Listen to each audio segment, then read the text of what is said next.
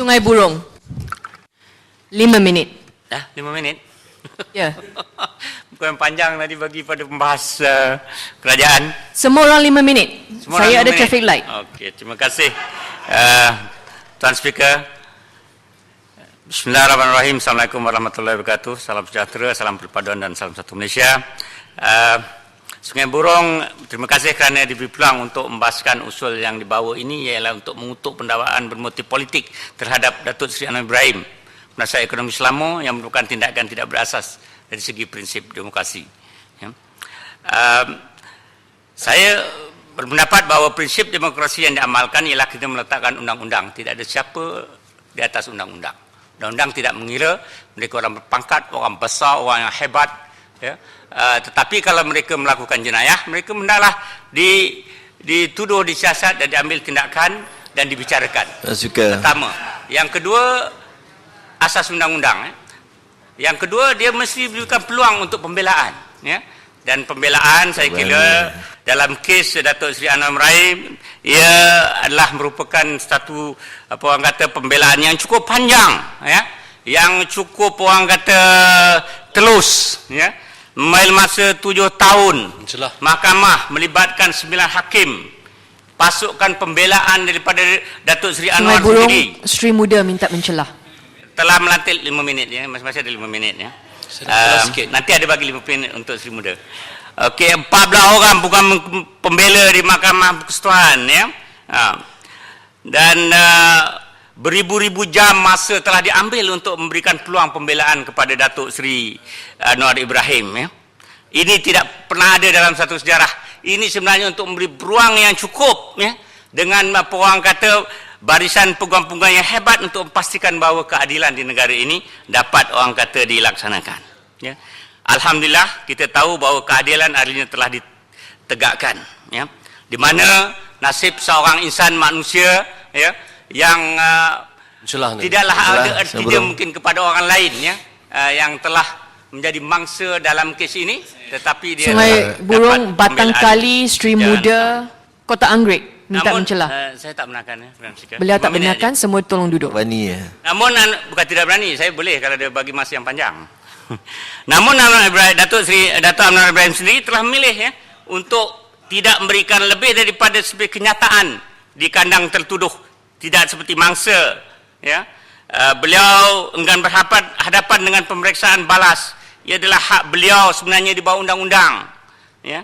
Namun hak yang beliau gunakan itu sebaliknya untuk menyerang pihak pendakwaan, ya.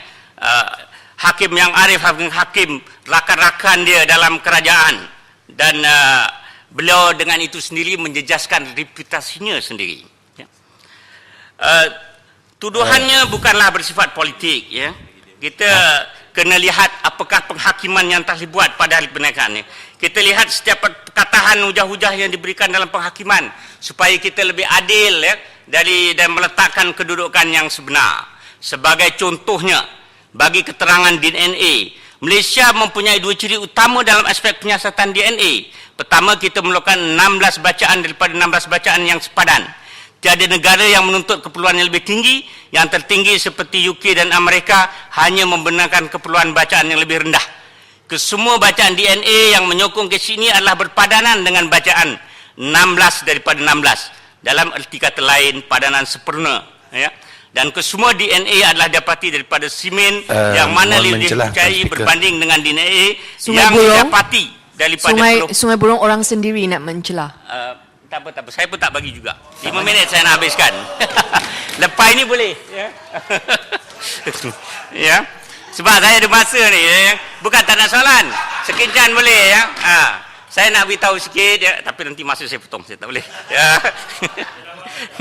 Kedua, ya. Di Malaysia tidak ada undang yang menyebabkan seorang untuk memberikan sampel DNA. Ini yang berlaku di Malaysia. Apabila Datuk Anwar Ibrahim mencabar sampel pihak pendakwaan di mahkamah, beliau sebenarnya mempunyai peluang untuk menawarkan sampel beliau sendiri, ya, sebagai satu keterangan yang baru. Jika benar beliau tidak bersalah, beliau boleh berbuat demikian dan dengan ini menutup kes itu dengan serta-merta. Namun beliau telah memilih untuk tidak berbuat demikian, ya.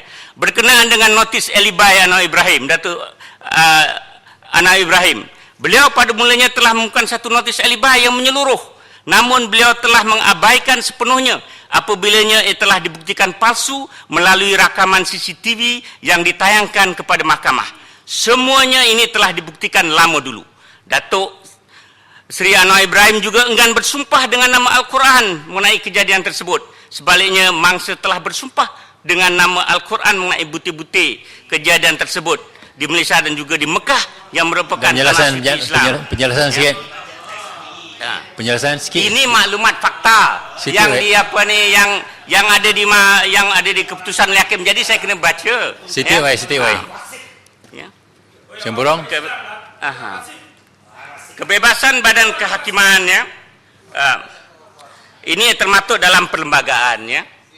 Kes ini telah dibawa oleh seorang individu, pekerja Datuk Seri Anwar sendiri. Ia telah membuat aduan kepada polis, ya, yang beliau telah menuduh Datuk Seri Anwar Ibrahim memberikan tekanan yang tidak wajar sebagai manjanya untuk maksa beliau melakukan hubungan seks dengannya. Ya. 1 minit lagi, Sungai Buloh. Jadi kita jelas di sini, pendakwaan telah dibuat berasaskan aduan daripada mangsa, ya. Dan ini bukanlah bertindakan motif politik, ya.